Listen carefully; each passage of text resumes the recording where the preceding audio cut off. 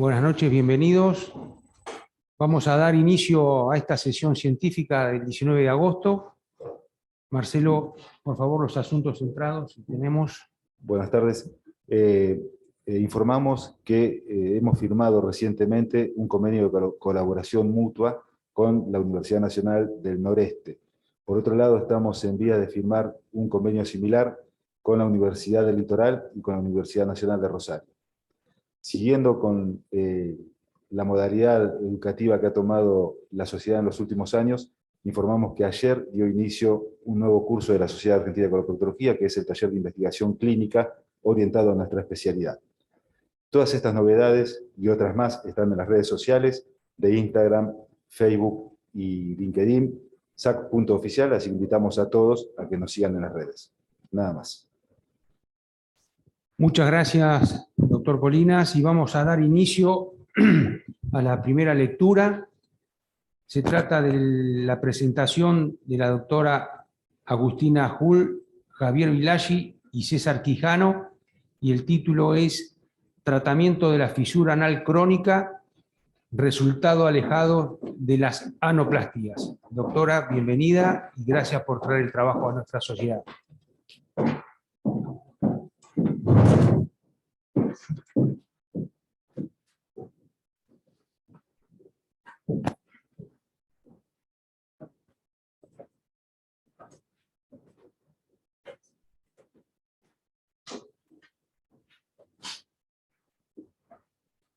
Muy buenas noches, agradezco la invitación para la lectura del trabajo que hemos realizado. Vamos a presentar el tratamiento de la fisura anal crónica, resultados alejados de la anoplastia.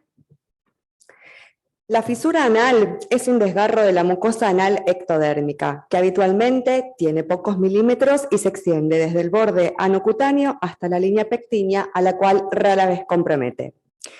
Se localiza con mayor frecuencia en la unión de los cuadrantes posteriores, pudiendo también ser paracomisural, lo cual es más frecuente en el sexo femenino. Es una afección de alta frecuencia en nuestro medio, pero que se encuentra subdiagnosticada.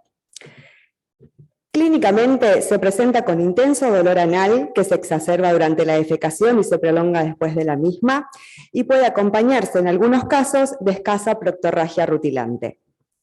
Al tacto rectal, cuando este puede realizarse, se encuentra en una gran mayoría de los casos una hipertonía esfinteriana en reposo. Se distinguen dos tipos de fisuras. Las agudas, que son aquellas que luego de un tratamiento médico adecuado evolucionan hacia la curación en menos de 6 semanas y se caracterizan por ser más superficiales y de bordes finos. Y luego están las crónicas, en las que la falta de cicatrización determina la aparición del complejo fisurario anal crónico, caracterizado por la tríada del hemorroide centinela, la fisura propiamente dicha de bordes labiados, en cuyo fondo se puede identificar las fibras del esfínter interno, y la papila hipertrófica. Su etiología no está clara y posiblemente sea multifactorial. Por un lado tenemos la constipación, ya que la mayoría de los pacientes refiere el paso de heces gruesas y duras previo al inicio de los síntomas. Otro tipo de traumas anales pueden ser las relaciones sexuales anales. Y aquí se abre el debate sobre la hipertonía esfinteriana, ya que no está claro si esta es la causa o consecuencia de la misma. Desde los trabajos de Senheimer en 1951 y Notaraz en 1969, la contractura del esfínter anal interno, con la consecuente hipertonía del mismo, se considera el factor desencadenante de la fisura, y por eso se propone la esfinterotomía lateral interna, abierta o cerrada, como la cirugía estándar para el manejo de esta patología. Sin embargo, otros autores la ponen en tela de juicio por la incontinencia postoperatoria que puede desarrollarse, pudiendo presentarse esta entre el 1 y 47% de los casos. En esta revisión sistemática de Cochrane, publicada por Nelson en el 2011, con ensayos aleatorios que evaluaron la aparición de incontinencia fecal después de la esfinterotomía, se reveló un riesgo promedio del 10%.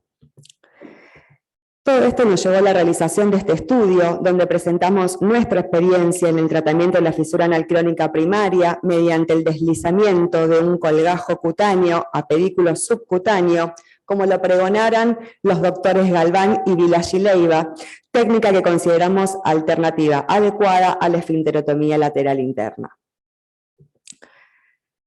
El estudio se realizó en pacientes de ambos sexos, mayores de 18 años, que presentaron fisura anal crónica primaria. Se incluyeron aquellos pacientes que fueron intervenidos entre enero del 2010 y enero del 2018, y los datos fueron recabados en forma retrospectiva de la base de datos del Sanatorio Parque de Rosario. A todos los pacientes se les indicó preparación mecánica con un enema de picosulfato la noche anterior al procedimiento, se sometieron a anestesia general, se acomodaron en posición de navaja sevillana, y durante la inducción anestésica se realizó antibiótico, terapia que luego también fue sostenida durante los primeros 7 días postoperatorio.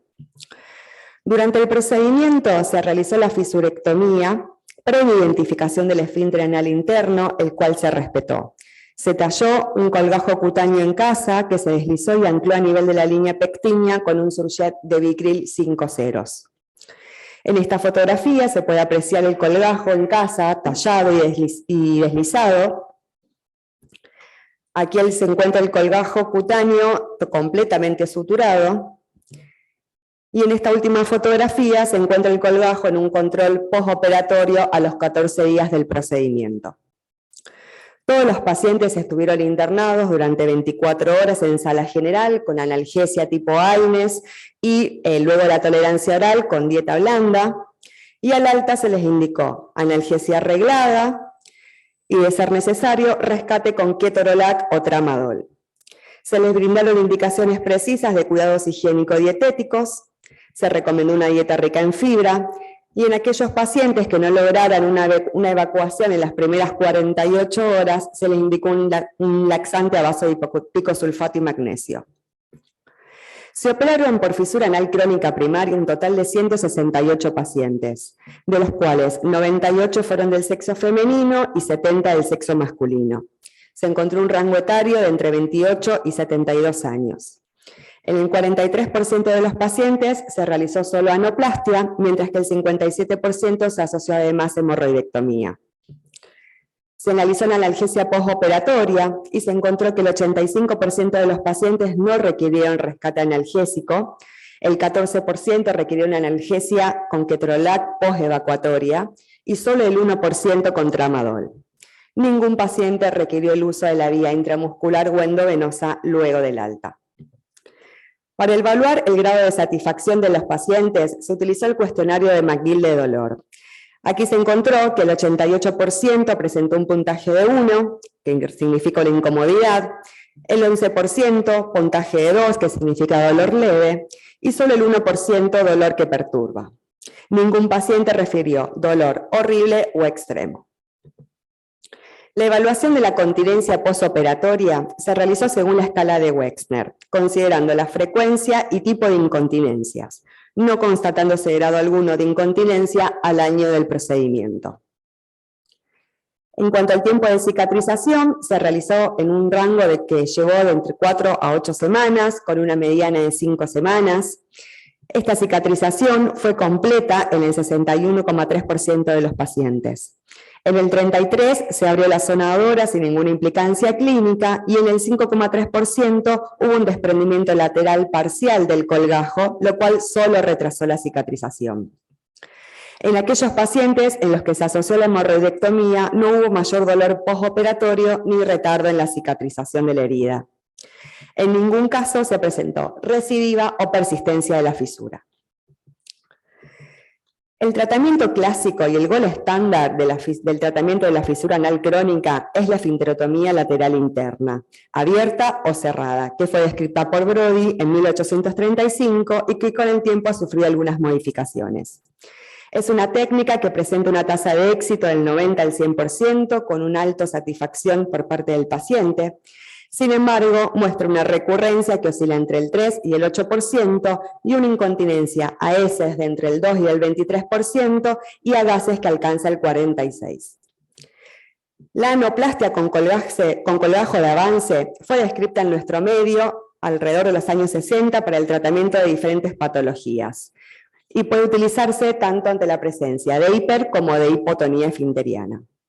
En nuestra serie, además de presentar muy buena tolerancia, los pacientes no presentaron incontinencia postoperatoria alguna. Además, presentó una tasa de éxito del 100%. La complicación más frecuente fue el desprendimiento del colgajo, pero esto no modificó el éxito de la cirugía.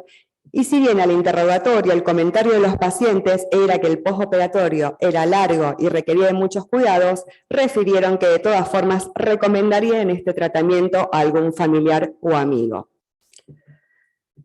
En esta publicación del doctor Casillas se plantea el interrogante de si los cirujanos subestimamos quizás la presencia de complicaciones como pueden ser la incontinencia.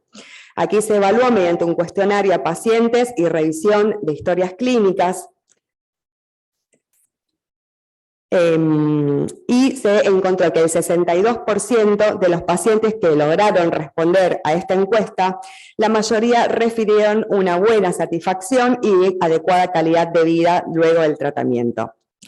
En ello se vio que el 31% referían pérdidas a gases o a heces líquidas luego de 5 años del procedimiento. En esta otra publicación se comparan los resultados encontrados en pacientes que fueron sometidos a anoplastia sola, anoplastia asociada a esfinterotomía y otros procedimientos de solo esfinterotomía lateral interna, y se concluye que la anoplastia sola presenta una tasa de incontinencia del 2% frente a los grupos en los que se realizó la esfinterotomía. Los pacientes con fisura anal crónica pueden tratarse con colgajo de piel anal a pedículo subcutáneo con buenos resultados. La anoplastia es una técnica simple, reproducible, bien tolerada, con bajo dolor postoperatorio y altas tasas de curación. Su mayor beneficio radica en que no causa trastornos de la continencia anal y además presenta una alta satisfacción a largo plazo. Es por todo esto que consideramos que la anoplastia con colgajo deslizado debería ser tenida en cuenta por el coloproctólogo para el tratamiento de la fisura anal crónica. Acá dejo presentada la bibliografía utilizada y dado que nos encontramos en la ciudad de la furia, les digo gracias totales por su atención.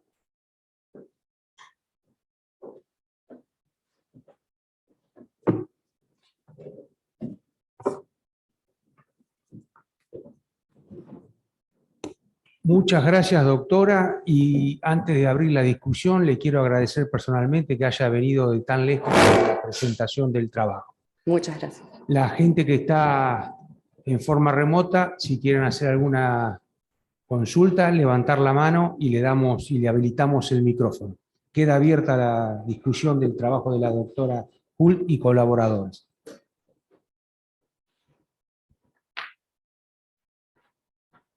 Doctora, una consulta. Ustedes en el preoperatorio, en estos casos que un paciente tiene fisura anal, vi que le indican un enema evacuante. Sí. ¿Eso lo utilizan de rutina? En todos los pacientes. Y la otra pregunta, vi que en el posoperatorio utilizaban ustedes pusieron de Wessner, en realidad de Jorge Wessner, el escala, ¿y tienen algún parámetro en el preoperatorio para tener la certeza de que no tuvieron alteraciones de la continencia posterior? Sí, de hecho, algunos de los criterios de exclusión a la introducción dentro, a la suma del paciente dentro del trabajo, eran que presentaran fisuras previas, que tuvieran cirugías proctológicas previas, que refirieran incontinencia previa, o por ejemplo también en el caso de mujeres multíparas, tener también en cuenta, si bien se los podían realizar el colgajo, no se lo incluía dentro del trabajo porque obviamente es un factor de riesgo extra al procedimiento.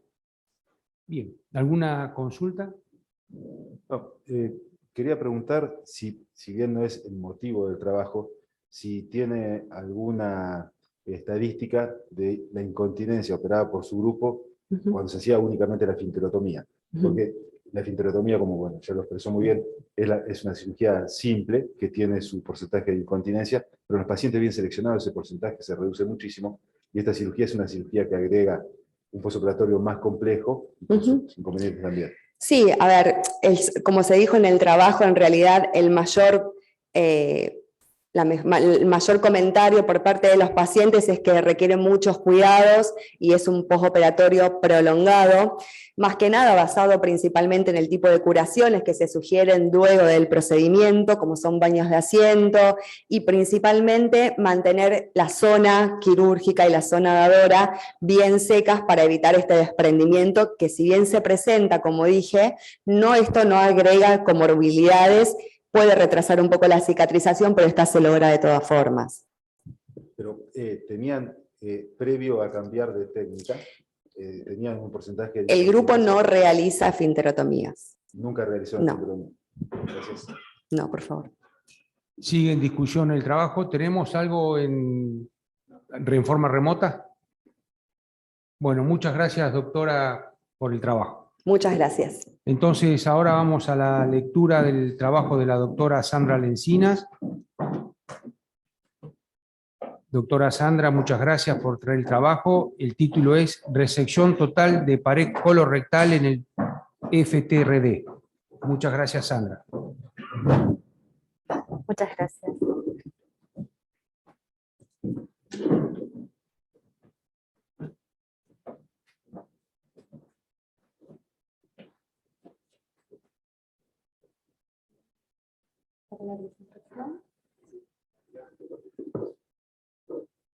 ¿A dónde la tiene?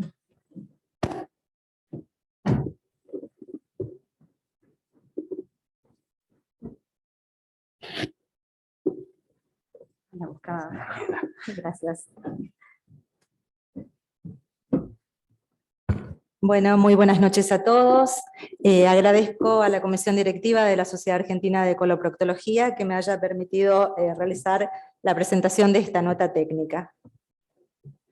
La resección endoscópica del espesor total de la pared colorectal mediante el dispositivo FTRD, Full Thickness Resection Device, es una técnica relativamente nueva. Este dispositivo fue aprobado para su utilización en colon en septiembre del año 2014 y estuvo disponible en nuestro país a fines del 2017. Se utiliza para lesiones que no pueden ser resecadas mediante otras técnicas endoscópicas, como ser con resecciones mucosas endoscópicas o con disección submucosa. Tiene indicaciones muy precisas, como son las lesiones con signos de no elevación, como es el caso de los adenomas recurrentes debido a fibrosis o cicatriz, en adenomas primarios con non-lifting sign, que son aquellos pólipos de alto riesgo que terminan siendo en su mayoría pólipos cánceres. Tiene indicación de ser utilizado en adenomas de localizaciones difíciles, como por ejemplo aquellos situados a nivel de divertículos o a nivel del orificio apendicular, para resecar lesiones subepiteliales pequeñas, aunque, como sabemos, estas en colon tienen una muy baja incidencia, o bien para realizar una biopsia transmural para diagnóstico en pacientes con trastornos de la motilidad, como ocurre en la enfermedad de Hirschsprung. Está contraindicada su utilización en lesiones mayores a 30 milímetros, y esto es debido al tamaño del dispositivo. Aunque cuando la pared colónica está engrosada, rígida o con fibrosis, el tamaño limitante es mucho menor y oscila entre 15 a 20 milímetros. Está contraindicada su utilización también en los carcinomas infiltrantes, o sea, donde la invasión submucosa supere las 1000 micras en profundidad, y en aquellas lesiones que estén situadas proximales a alguna estenosis colorectal, ya que en estos casos va a ser muy dificultoso y a veces imposible avanzar el dispositivo a través de la misma. Esta técnica se basa en cerrar el defecto antes de efectuar la resección.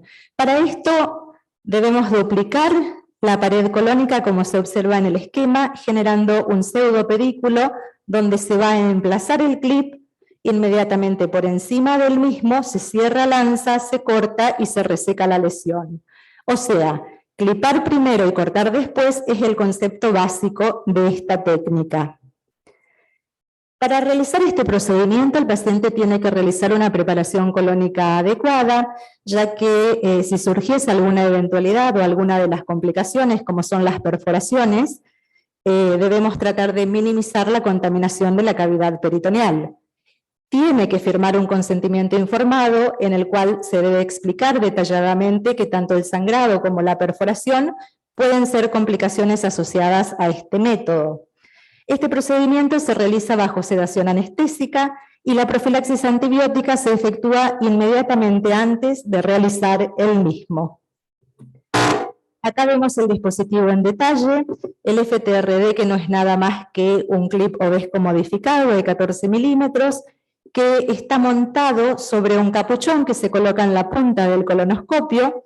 Este capuchón tiene una longitud de 23 milímetros y un diámetro externo de 21 milímetros. Por dentro del extremo libre del capuchón está emplazada el ansa monofilamento, que a su vez corre por dentro de una funda plástica que se adosa a la caña del endoscopio y se fija la misma mediante cintas adhesivas, haciendo las veces de un canal accesorio. Por dentro del canal de trabajo del endoscopio se inserta el grasper, que es la pinza con la cual vamos a prender o a tomar la lesión. En la imagen de la derecha vemos el dispositivo totalmente armado y podemos observar que el sistema con el cual se dispara el clip es muy similar al del set de bandas. En este esquema vemos una resección total de pared mediante el dispositivo. Una vez que se identifica y se enfrenta la lesión, se toma la misma por el centro con el grasper, se la introduce dentro del capuchón generando ese pseudo pedículo del que habíamos hablado, donde se emplaza el clip. Por encima del clip se cierra el ansa, se corta y se reseca la lesión. Es conveniente tener 2 colonoscopios para realizar el procedimiento. Con el primero ingresamos, identificamos y evaluamos la lesión y vamos a realizar una marcación 2 a 3 milímetros por fuera del borde de la misma con puntos de coagulación. Estas marcas son muy importantes porque deben quedar incluidas dentro del capuchón para asegurarnos que la resección va a ser completa. Una vez que efectuamos la marcación, retiramos este endoscopio e ingresamos con el segundo colonoscopio, que es el que tiene montado el dispositivo en el extremo. Vamos a enfrentarnos a la lesión, la tomamos por el centro, como dijimos, con el grasper, y la vamos a introducir dentro del capuchón con una suave tracción, y si es necesario, rotando el endoscopio hacia derecha e izquierda, pero nunca aspirando para evitar incluir órganos adyacentes dentro del clip. Como dijimos, tenemos que asegurarnos que los puntos de coagulación queden incluidos dentro del capuchón para que la resección sea completa. Y una vez que estamos bien posicionados, vamos a proceder a disparar el clip.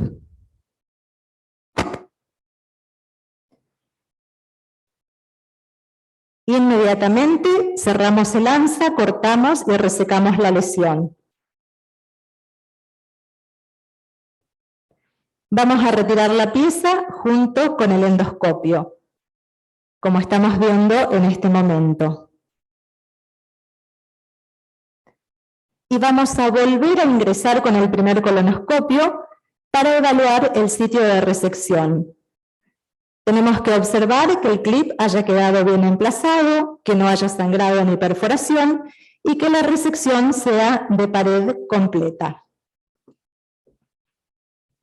Este es el World Resect Study, que es el que dio origen a todo esto. Se llevó a cabo en 9 centros alemanes, incluyó 181 pacientes, tuvieron un tiempo promedio de procedimiento de 50 minutos, con un éxito técnico de casi un 90% y una tasa de resección R0 de un 76,9%.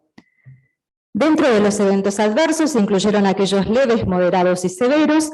Estos últimos incluyen los pacientes que necesitaron tratamiento quirúrgico y se incluyen acá aquellas perforaciones que no pudieron ser resueltas por vía endoscópica, algunas apendicitis agudas y una fístula enterocolónica. Cuando observamos la tasa de complicaciones, que llega a ser casi de un 10%, impresiona una tasa elevada, pero si tenemos en cuenta que esta es una técnica que se utiliza para resecar lesiones complejas, o sea, aquellas dificultosas o localizadas en situaciones difíciles, podemos concluir que si bien es una tasa elevada, es una tasa aceptable o al menos entendible. Esta es la actualización del estudio germano con más de 1.100 pacientes, más de 1.100 procedimientos, y vemos que las cifras no varían con respecto al estudio inicial. Tienen un éxito técnico de casi un 90% y una tasa de resección R0 de 80%. El índice de complicaciones sigue siendo elevado de aproximadamente un 12%. Estos son los metaanálisis disponibles que evalúan la utilización de FTRD. En el primero, que es del año 2020, también se incluyeron lesiones del tracto digestivo superior. En este último, que está publicado en Gastrointestinal Endoscopy de este año, lo que observaron, y que es muy interesante, es que cuando las lesiones resecadas tenían más de 20 milímetros, disminuía la tasa de resección R0 en forma significativa y aumentaba el porcentaje de complicaciones. El punto de corte en 20 milímetros lo relacionaron al tamaño del dispositivo, que como dijimos tenía un diámetro externo, el capuchón, de 21 milímetros. Todos los metaanálisis evalúan la eficacia, la seguridad y el seguimiento del procedimiento. Para evaluar eficacia tuvieron en cuenta las tasas de resección en bloc, que oscilan entre un 94 y un 95%, la tasa de resección de pared total o completa, evaluada histológicamente, que oscila entre un 83 y casi un 90%, y la tasa de resección R0, también evaluada por anatomía patológica, donde observaron márgenes negativos, y oscila entre un 78 y casi un 85%. Para la evaluación de seguridad tuvieron en cuenta las complicaciones mayores, sangrado, perforación y síndrome pospolipectomía, que son similares en todos los metaanálisis. Y en el seguimiento, lo más importante fue la observación de la presencia de adenoma residual o recurrente en la colonoscopía, que se efectúa 3 meses posteriores a la realización del procedimiento. La tasa de adenoma residual o recurrente oscila entre 8.3 y 8.7%, y es mucho más baja si tenemos en cuenta las tasas en otros métodos de resección endoscópica. La necesidad de requerimiento quirúrgico varía entre un 5.5 y un 7%, y se incluyen dentro de los procedimientos quirúrgicos todos aquellos que fueron necesarios, los procedimientos que se requirieron por alguna complicación del método, aquellos que fueron necesarios porque hubo persistencia de enfermedad, o sea, con la colocación del clip no se resecó en forma completa la lesión, y aquellos donde la utilización del FTRD no fue curativa porque se trataba de pacientes con cánceres que infiltraban más allá de la submucosa profunda. Todos concluyen que es una técnica segura y efectiva y que si bien se necesitan mayores datos, podría constituir una alternativa al tratamiento quirúrgico en pacientes seleccionados. Esta es la experiencia de nuestro servicio con 5 casos realizados entre diciembre de 2017 y febrero de este año. Se resecaron lesiones polipoideas de 15 a 20 milímetros, todas estaban situadas en colon izquierdo. El tiempo promedio del procedimiento fue de 31 minutos, no se registraron complicaciones mayores, 3 pacientes se realizaron en forma ambulatoria y 2 pacientes tuvieron internación en hospital de día en forma preventiva por sus comorbilidades. Estos 3 pacientes son los que se pudieron resolver efectivamente con la utilización del FTRD, y que en el control endoscópico a los 3 meses no presentaban lesión residual ni recurrente. En estos 2 pacientes se necesitó un tratamiento quirúrgico posterior a la colocación del FTRD, porque la anatomía patológica de la pieza informó que se trataba de adenocarcinomas infiltrantes. En este primer caso, era un adenocarcinoma moderadamente diferenciado que infiltraba SM2. En la anatomía patológica de la pieza no se constató lesión residual, se analizaron 10 ganglios y todos fueron negativos. Y esta última paciente también presentaba un adenocarcinoma pero en este caso infiltraba la capa muscular propia de la pared colónica en forma profunda. En esta paciente sí encontramos lesión residual en la pieza quirúrgica y lo que nos pasó en este procedimiento fue que cuando cerramos el clip se cerró adecuadamente, pero el ANSA no se cerró, que esa es una de las complicaciones relacionadas a defectos del sistema o del dispositivo, y esa complicación está descrita hasta en un 6.7% de los casos. Entonces, lo que tuvimos que hacer es colocar un ANSA por encima del clip que estaba cerrado en forma adecuada y resecar la lesión. La estadificación definitiva en este paciente fue un T2N0, se analizaron 45 ganglios, todos fueron negativos, o sea, se trataba de un adenocarcinoma en estadio 2. Podemos concluir que es una técnica segura y efectiva, que tiene una tasa de éxito técnico y de complicaciones aceptables, con un menor tiempo de procedimiento cuando lo comparamos con otras técnicas de resecciones endoscópicas complejas, que puede ser utilizada en casos seleccionados y que podría constituir una alternativa al tratamiento quirúrgico, pero que requiere entrenamiento para ser realizado en forma segura en los pacientes. Muchas gracias.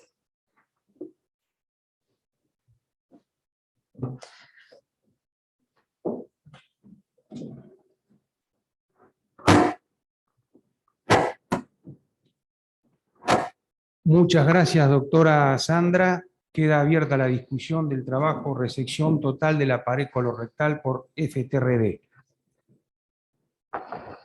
Ahí, doctor, por favor.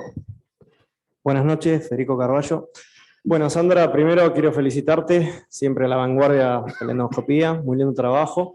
Me generó una duda, porque ahí en las indicaciones hablas de el pólipo difícil en la base apendicular. O sea, desde el punto de vista de la resección oncológica, sí, buenísimo, pero te pregunto si en los trabajos hablan o lo has visto, eso tiene que ir sistemáticamente acompañado de una apendicectomía.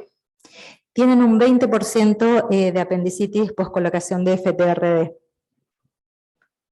Bien, gracias. ¿Sigue en discusión el trabajo de la doctora? Sandra, yo te quería preguntar, dos o tres cositas. Sí. En el ciego que la pared es muy fina, ¿cómo lo maneja? Porque me da miedo a mí, francamente. En realidad, cuando la pared es más fina, es más fácil de introducir la lesión dentro del capuchón. Por eso es mucho más difícil, por ejemplo, en el recto, porque el recto, al ser fijo, es mucho más difícil introducir la lesión dentro del CAP. En el ciego es mucho más fácil. Bien. Nosotros que somos generalmente centros de derivación y nos llegan pacientes con estas lesiones, pero que fueron biopsiados previamente. ¿Se contraindica el procedimiento en estos casos? ¿Viste que se produce la fibrosis? No, al contrario, es una de las indicaciones. Es una de las indicaciones. Bien.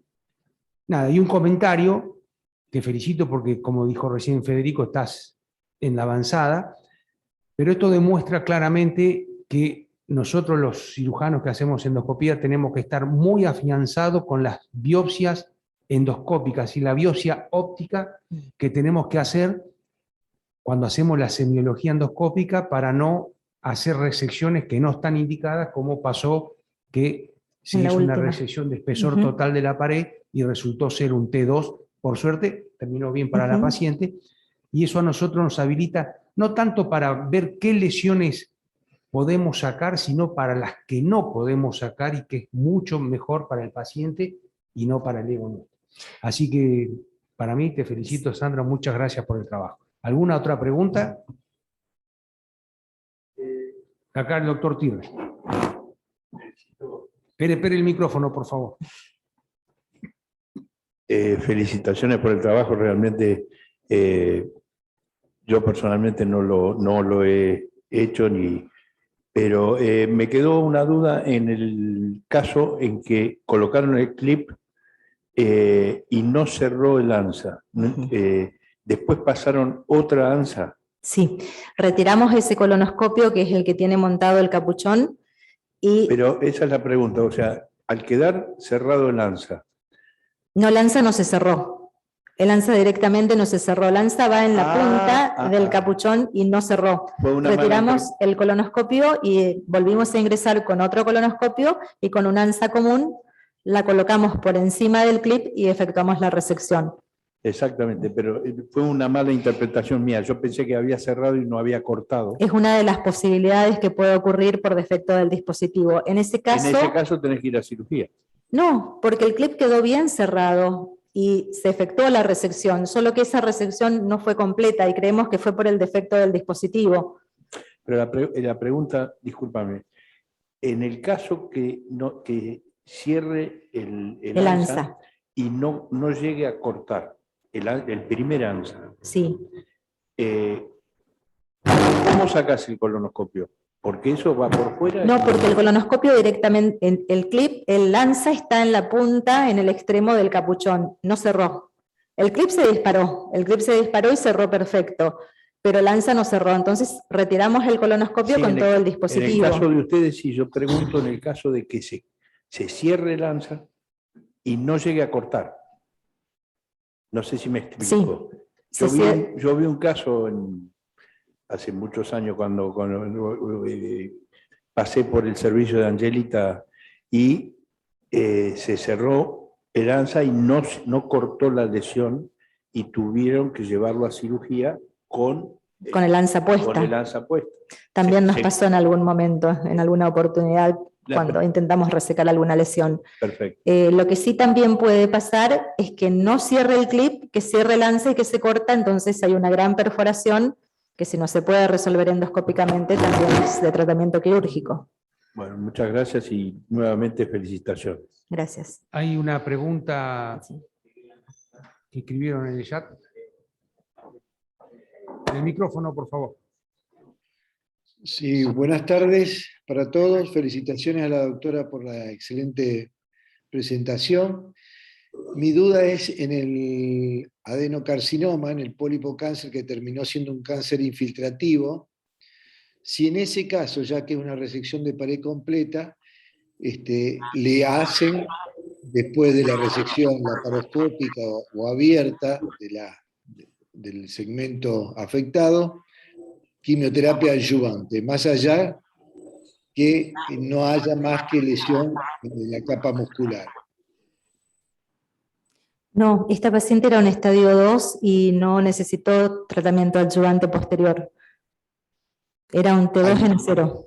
Al ser que es una resección completa de la pared, ¿no consideran que sería necesario hacer adyuvancia? No, la gente de oncología consideró que no. Esta era una paciente con muchas comorbilidades, es una paciente de 72 años con una miastenia gravis, hipertensión, diabetes, por eso queríamos resecarla con el FTRD, pero en realidad, bueno, cuando vimos que infiltraba la capa muscular tuvo indicación quirúrgica, pero era un T2 N0. Muchas gracias, doctora. ¿Hay alguna otra pregunta en el Zoom? Sí. Romina Bianchi escribió: felicito a la doctora por la excelente presentación. Mi pregunta es si ha utilizado este dispositivo en lesiones rectales o solo lo considera para lesiones colónicas. Siendo así, ¿cómo determina el grado de infiltración submucosa previo al procedimiento? Muchas gracias. Nosotros no tuvimos la oportunidad de utilizarlo en lesiones de recto, en realidad porque no tuvimos lesiones que sean pasibles de resección con FTRD, pero en el caso de las lesiones colónicas la evaluamos utilizando distintas clasificaciones, o sea, la que más utilizamos es la de NICE o la de JNET, donde evaluamos ópticamente, como dijo el doctor Bugallo, la posibilidad de una infiltración de submucosa profunda. ¿Alguna otra pregunta? Bueno, doctora Lencinas, muchas gracias por traer este novedoso trabajo a la sociedad. Marcelo, ¿espera que iba aquí la doctora? Gracias, doctor. Muchas gracias a ustedes. Muchas gracias, bienvenida. Marcelo, ¿querés cerrar la sesión y hacer el comentario? Sí, informamos que durante el mes de septiembre se cumplirán 80 años de la fundación de nuestra Sociedad Argentina de Coloproctología, con lo cual invitamos a la mayor cantidad de socios posible que participen principalmente de manera presencial durante la sesión de septiembre, que se realizará como es habitual, salvo por esta excepción de este mes, el segundo viernes del mes que viene. Así que están todos invitados para participar formalmente de la celebración de los 80 años de nuestra Sociedad Argentina de Coloproctología. Muchas gracias. Muchas gracias. Buen fin de semana para todos.